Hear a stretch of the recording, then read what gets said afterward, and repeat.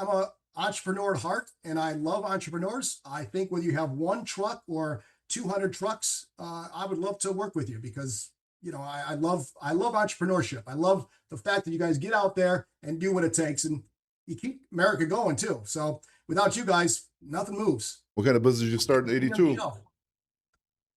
What's that? Oh, what kind of business you started in '82 when you got out of high school? It was a muffler shop. Oh, Muffler really? and Breaker is what it was called. We started in Lansing, Illinois. We moved into East Chicago, Indiana. Then we opened up all over Chicago, Illinois, Griffith, Indiana. I think there's still one of my companies in Griffith, Indiana, Oh, at 7 West Ridge Road. In fact, oh, if you ever go there, tell Adam that his best friend John Larson sent you, and he'll even give you a discount. But yeah, that was a company I started, and we grew by leaps and bounds. Then like I said, then I went to school, became a lawyer, and doing this now. yeah. My wife said you used to live in our subdivision in Dyer, right, or something like that. Oh yeah, I was at 2446 Flat Rock in Dyer, Indiana. Flat Rock. Oh, I think that's when you're coming up that little side street by the train tracks. That's where Flat Rock is, right? You Yeah, make you got the train yeah, tracks yeah, and yeah, Flat yeah, Rock yeah. next street over. Yeah, that's crazy because I think we bumped into I think it was your dad's company when we bought that condo to flip, and then it was like actually the association. Right? Such a small world, dude. I'm telling you, Yeah, right. it's crazy. So, I mean, like, but you also do like contracts, right? Obviously, because I think you just Oh did yeah, I'm one. sorry, I left that whole part out. I mean, it seemed like it was just about fighting. It's that just gets me excited about fighting. But no, we do contracts. So when you're hiring independent contractors, the state of Illinois especially wants to count them as employees. So you can't just have the person agree that they're an independent contractor and voila, it becomes that way. That's not it. If you're providing them a truck, it better be a lease, and it better be a lease from another company. So you got to send another company to get that lease going. For the same company, it looks like you're doing what you're doing, which is hiding the fact they're independent contractors. So there's a lot of things that we set in motion to take that what would be deemed as an employee and put them as an independent contractor, but we do it legally.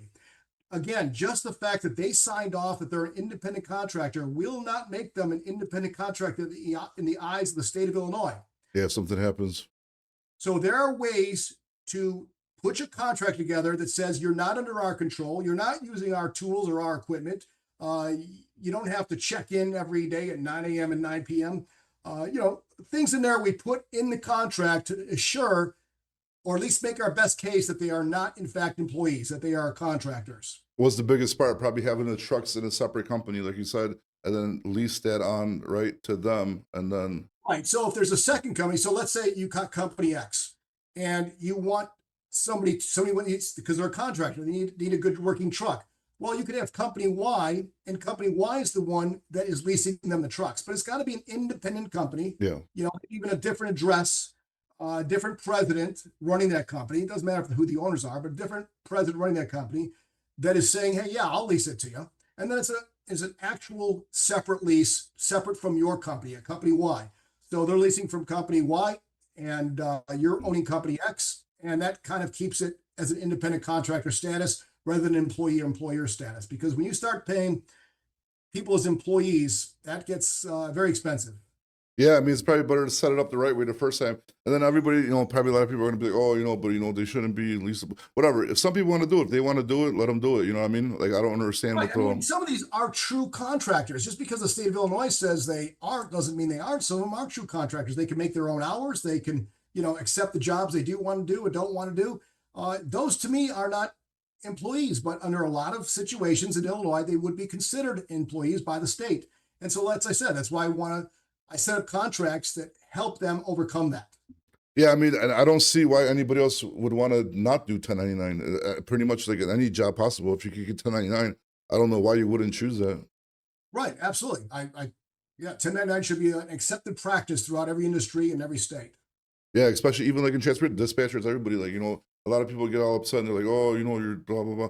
No, like if you don't want to do it, then don't take the position. But there's a lot of people out there that want to do it. There's too many tax benefits and Right. everything, you There's a know. lot of people, I think you might already know that there's a lot of people too that accept that independent contractor status, but they'll be the very ones that turn you into the state and say, hey, I was Yeah, really an employee. And they knew they weren't, but they want to try to get you and people to get fired or whatever or quit. They have a little malice towards you and they want to make you suffer for some reason. Unfortunately, we live in a world that there's a lot of bad people, a lot of bad actors out there. Yeah, I mean, it works both ways. There's a lot of bad companies that screw people over, and there's a lot of bad people that work in Absolutely. companies that There's bad screw on them. both sides, just like there is in the trucking industry. Bad on both sides. So the whole idea is to get rid of the bad, but keep the good. Yeah. Let's get back to that carrier 401 thing a little bit.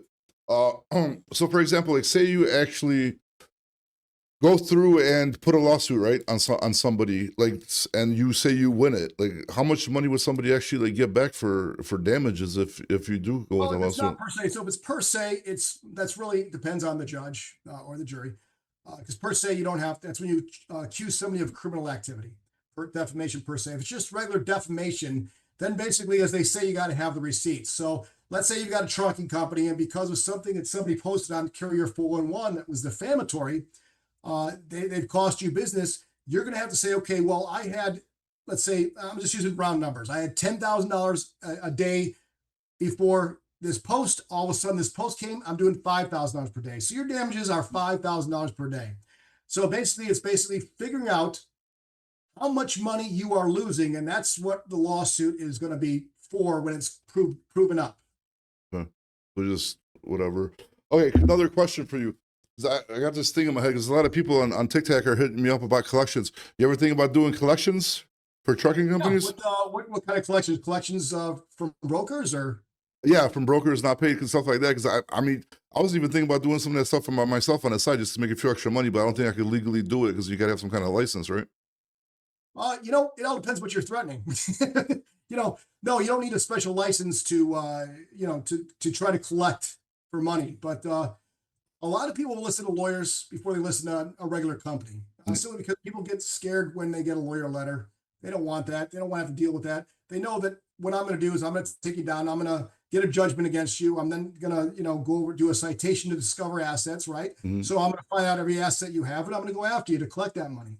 Uh, Most people can't do that. So without being a lawyer, you cannot do a citation to discover assets on somebody, get them, haul them into court like that, and get them to come out and tell you where all their assets are. We should talk. That's We should so talk yes, about this off camera someday because I know like the transportation industry in and out, so I know exactly who to contact. Then I got Zoom info, so I know how to get these contacts emails. We should talk about this. Maybe we can start a little side business of listen, I'm always up to open collections. up extra businesses. Any way to make more money is always good. Yeah, I could. Man, we've been so like I'm getting scared right now. This the trucking market's been so bad, and it's ridiculous. Like we've been like writing losses right now for like months, and I'm not. It's If you got collections, send them to me, Bobby. I'm gonna take care of you. all I So was talking about collections, just about the market being so down, and just we're not making no money right now. Just running into negatives with all the overhead. It's just everybody right now in trucking is just they're losing money right now. why is things going so bad right now? The rates are just not there. Definitely the rates are not there, and then it's just I don't know, man. It's just like right now for us, our overhead is like I think we're running like -5%. I think we checked Oh, last wow. time, yeah, which is not good. So we're trying to figure out how to turn this around right now, but There's no place you can make cuts at. we're trying. We're definitely trying, but unless the market picks up a lot, it's gonna be rough. Right. Especially for the carrier, like a lot of carriers right now. If you just talk to everybody, even like when I like post TikTok videos, like everybody's just commenting the same thing. It's just like super bad right now. So What changed to make things so bad? I think what really messed it up, I think, was COVID. Because after like when COVID first hit, trucking died. Then once all that money started flowing in, the market just went crazy.